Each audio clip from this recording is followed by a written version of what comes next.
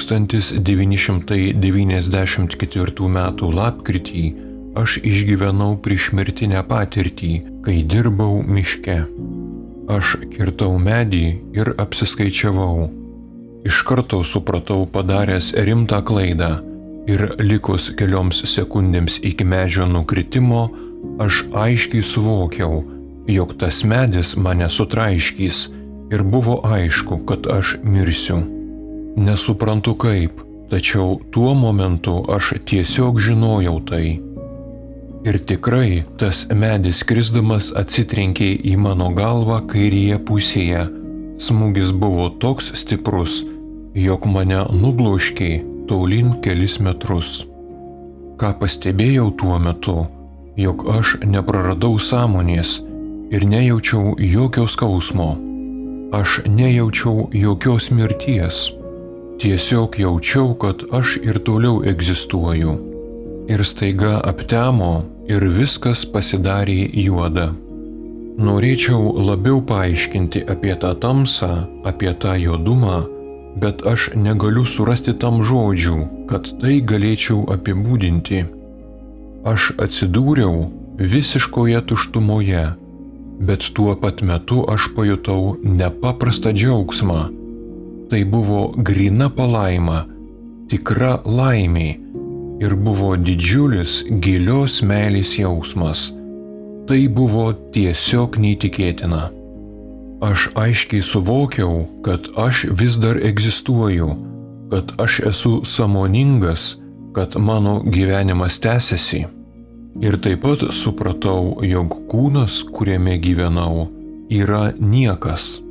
Mano kūnas buvo visiškai nereikšmingas. Tuo momentu aš taip ir pagalvojau apie savo kūną, jog tai tik mėsos gabalas gulintis ant žemės. Aš atsimenu, jog mačiau, kaip bėga kraujas iš žaizdos galvoje. Kraujo buvo labai daug. Atsimenu, jog kraujas tiesiog tryško čiurkšle. Tas kūnas buvo tik mano forma ir aš nenorėjau turėti nieko bendro su tuo mėsos gabalu. Jaučiau, kad mano sąmonė pradėjo plėstis. Ji plėtėsi ir prieš mane atsirado galaktikos.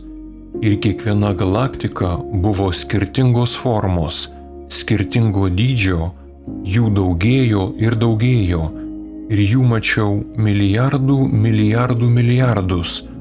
Aš buvau tiesiog priblokštas. Aš tiesiog nerandu žodžių tai nusakyti. Apie tai man yra labai sunku pasakoti, nes aš nerandu jokių tinkamų žodžių, perteikiančių bei apibūdinančių tai, ką aš mačiau. Tose galaktikose mačiau šviesą, tačiau tuo pačiu metu tai ir nebuvo šviesa. Aš nesuprantu, kaip tą paaiškinti. Kaipgi aš galėčiau ar sugebėčiau apibūdinti tai, ką regėjau? Tai buvo kūrinijos potencialas. Aš atsidūriau ten, kur ir buvo mano namai. Aš buvau namuose. Atsimenu, ten buvo kažkoks akmuo ir aš sėdėjau ant jo, o šalia buvo kažkokia būtybė, lyg moteris, ir dar ten stovėjo namelis. Toji būtybė man pasakė, jog šis namelis vaizduoja visą mano pilną egzistenciją. Ir kiekviena linija, kiekviena rievė, kurią aš mačiau medinėse lentose, vaizdavo mano kelią.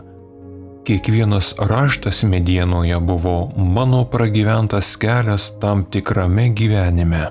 Ir visur, kur tik aš žiūrėjau šiame namelyje, visur medienoje buvo tos linijos. Tos linijos susiliesdavo ir vėl išsiskirdavo ir vėl susiliesdavo. Tos linijos buvo visur. Tai matyti man buvo labai įdomu. Ir aš paklausiau, nejaugi aš visą tai sukūriau? Ir toji būtybė atsakė, jog taip, tu pats visą tai sukūrei. ir viskas, ką tu buvai kažkada ką nors padaręs, viskas yra pavaizduota šiame namelyje.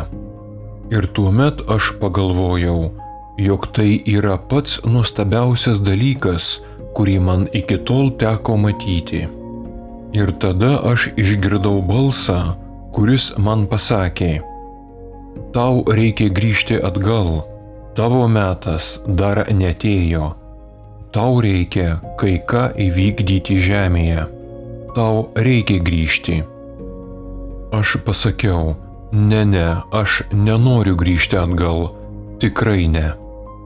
Noriu pasakyti, kad aš tuo metu turėjau žmoną ir dar mažą 2 metukų vaiką.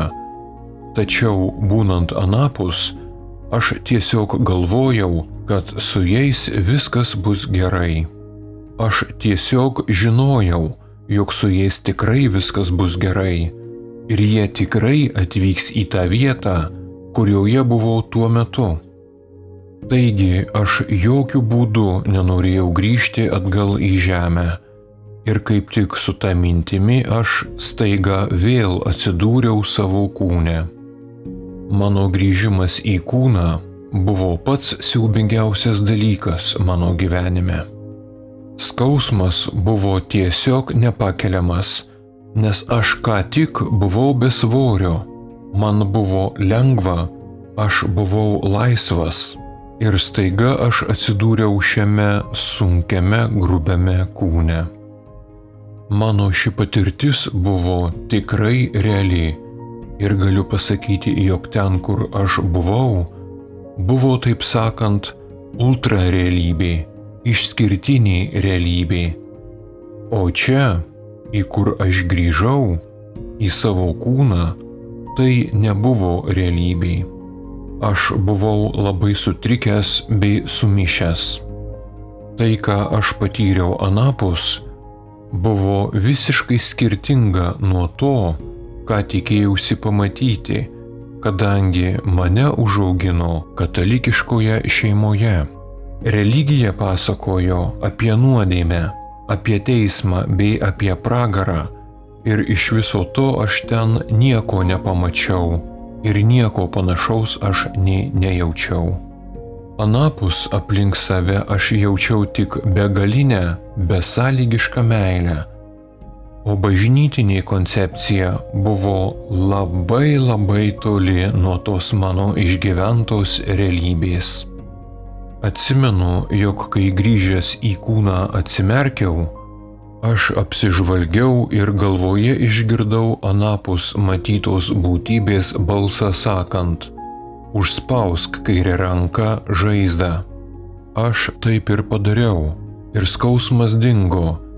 Mano mintys pasidarė labai aiškios ir labai ryškios. Aš pamačiau savo traktorių ir pamaniau, kad reiktų į jį įlipti ir ieškoti pagalbos. Lipant į traktorių, man reikėjo abiejomis rankomis laikytis už rankenų ir atsimenu, kai aš laikydamasis rankomis kilau į kabiną, tas siaubingas skausmas vėl sugrįžo.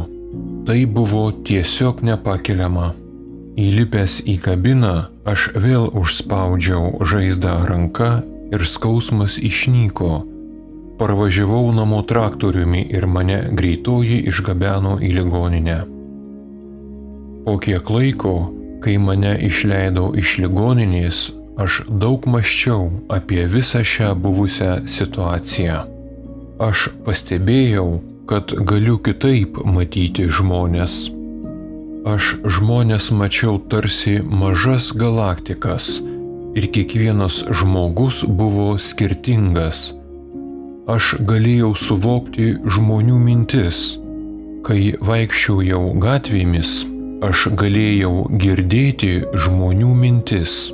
Aš tiksliai girdėjau, ką žmonės galvoja, o vaikuose pastebėjau, jog juose buvo labai stipri, labai ryški šviesa.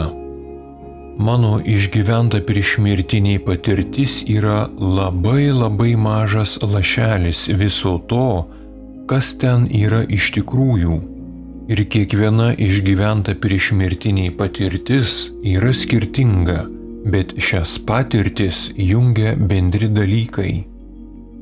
Visoje visatoje yra tik viena kuriančioji jėga ir ta jėga yra meilė.